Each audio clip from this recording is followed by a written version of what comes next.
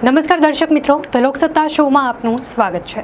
રશિયાના પૂર્વીય કિનારે ખાસ કરીને કામચટકા દ્વીપકલ્પ નજીક વહેલી સવારે 8.8ની તીવ્રતાનો એક શક્તિશાળી ભૂકંપ આવ્યો છે। આ ભૂકંપ પૃથ્વી પર નોંધાયેલા સૌથી મજબૂત ભૂકંપ પૈકીનો એક છે અને તેના કારણે સમગ્ર પ્રશાંત મહાસાગર ક્ષેત્રમાં સુનામીની ચેતવણી જારી કરવામાં આવી છે। શરૂઆતમાં 8.0 નોંધાઈ હતી, પરંતુ બાદમાં યુએસ જીઓલોજિકલ સર્વે દ્વારા તેને 8.7 અને કેટલાક અહેવાલોમાં 8.8ની તીવ્રતાનો ભૂકંપ હોવાનું પુષ્ટિ કરાય છે।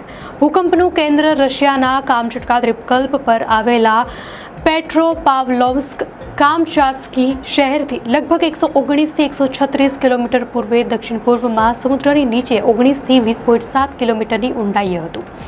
ખુલ્લા સમુદ્રમાં સુનામીના મોજા એટલા ઝડપી હોય છે કે તેઓ જેટ વિમાનની ગતિએ મુસાફરી કરી શકે છે। આ જ કારણ છે કે રશિયાના કામચટકા પાસે આવેલા ભૂકંપના થોડા જ કલાકોમાં તેની અસર દૂરના જાપાન, અમેરિકા અને અન્ય પ્રશાંત ટાપુઓ સુધી પહોંચી ગઈ છે। જેમ જેમ સુનામીના મોજા છીછરા પાણીમાં પ્રવેશે છે તેમ તેમની ઝડપ ઘટે છે, પરંતુ તેમની ઊંચાઈમાં નાટકીય રીતે વધારો થાય છે, જે વિનાશકારી અસર પહોંચાડે છે। અમેરિકન અધિકારીઓએ અલાસ્કા સહિત અનેક ક્ષેત્રો માટે સુનામીની ચેતવણી જારી કરી છે। જાપાનની હવામાન એજન્સીએ પણ પ્રશાંત સમુદ્રના કિનારે લગભગ 3.3 ફૂટ ઊંચી સુનામીની લહેરો ઉઠવાની ચેતવણી આપી છે। જાપાન હવામાન એજન્સીએ પેસિફિક કિનારા પર 3 મીટર સુધીના મોજા આવવાની સંભાવના વ્યક્ત કરી છે। હોક્કાઇડોના પૂર્વ કિનારે નેમુરોમાં 30 સેન્ટીમીટર જેટલી ઊંચાઈના સુનામી મોજાની પ્રથમ લહેર પહોંચી હોવાના અહેવાલ છે, જેણે નોમુરા બંદરને પણ અસર કરી છે। જાપાનના અધિકારીઓએ ચેતવણી આપી છે કે મોજાની ઊંચાઈ હજુ પણ વધી શકે છે।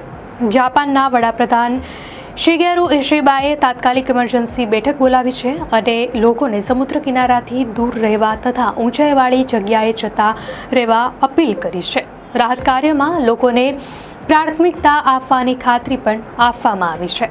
તો જાપાનના સમુદ્રમાં સુનામી આવશે તેવી ચેતવણી મળ્યા બાદ તાકીદના પગલાં લેવાઈ રહ્યા છે। જાપાનની ટોક્યો ઇલેક્ટ્રિક પાવર કંપનીએ જણાવ્યું કે ફુકુશીમા દાઇચી અને ફુકુશીમા દાઈની ન્યુક્લિયર પ્લાન્ટના કામદારોને સુરક્ષિત કાઢીને ઊંચા સ્થળો પર લઈ જવાયા છે।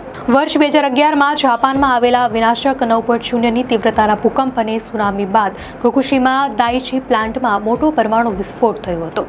TPCOએ જણાવ્યું છે કે પ્લાન્ટને કોઈ પ્રકારનું નુકસાન નથી થયું। સુનામીને લગતી ચેતવણી પર નજર રાખવામાં આવી રહી છે। અઠવાડિયાની શરૂઆતમાં TPCOએ જાહેરાત કરી કે ઈંધણના કાટમાળને સંપૂર્ણપણે હટાવવામાં 12 થી 15 વર્ષનો વિલંબ થઈ શકે છે, જેથી રેડિયેશન લેવલને ઘટાડવા માટે પૂરતો સમય મળી શકે। સુનામી સર્જાવામાં ભૂકંપની તીવ્રતા અત્યંત મહત્વની ભૂમિકા ભજવે છે।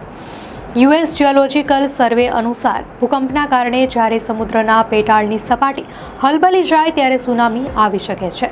ખાસ કરીને થ્રસ્ટ ભૂકંપ વખતે સુનામી થવાની શક્યતા વધુ રહે છે। થ્રસ્ટ ભૂકંપ વખતે સુનામી થવાની શક્યતા વધી જાય છે, પરંતુ ભૂકંપ જ્યારે 6.5થી ઓછી તીવ્રતાનો હોય ત્યારે સુનામીની શક્યતા બહુ ઘટી જાય છે। 6.5 થી 7.5ની તીવ્રતાના ભૂકંપમાં પણ વિનાશક સુનામી નથી આવતી, પરંતુ સમુદ્રના લેવલમાં ફેરફાર થઈ શકે। 7.6 થી 7.8 વચ્ચેની તીવ્રતાના ભૂકંપમાં વિનાશક સુનામી આવી શકે। ખાસ કરીને ભૂકંપના એપિસેન્ટર નજીક વિનાશની શક્યતા વધી જતી હોય છે। 7.9થી વધારે તીવ્રતાનો ભૂકંપ હોય ત્યારે એપિસેન્ટર પાસે વિનાશક સ્થાનિક સુનામી આવી શકે તથા સમુદ્રની સપાટીના લેવલમાં પણ મોટો ફેરફાર થઈ શકે છે। તો 9.0થી વધારે તીવ્રતાના ભૂકંપ બાદ 7.5 કે તેનાથી વધારે તીવ્રતાના આફ્ટરશોક આવવાની શક્યતા પણ વધારે રહે છે। આટલી ઊંચી તીવ્રતાના ભૂકંપ બાદ આફ્ટરશોક્સ પછીના નાના આંચકા તે આવવાની સંભાવના હંમેશા રહે છે। તો કેટલાક આફ્ટરશોક્સ પણ વિનાશકારી હોઈ શકે છે। આ ઘટના વૈશ્વિક સુનામી ચેતવણી પ્રણાલીઓની કાર્યક્ષમતા અને સમુદ્રી જોખમો માટેની સજ્જતાના મહત્વ પર ભાર મૂકે છે। ભવિષ્યમાં આવા જોખમોનો સામનો કરવા માટે આંતરરાષ્ટ્રીય સહયોગ, અસરકારક ચેતવણી પ્રણાલીઓ, સમુદ્ર કિનારાના વિસ્તારોમાં યોગ્ય બાંધકામ અને જાગૃતિ કાર્યક્રમો આવશ્યક છે। દર્શક મિત્રો, આ ઘટના અંગે આપની શું પ્રતિક્રિયા છે અમને કોમેન્ટમાં ચોક્કસથી જણાવશો।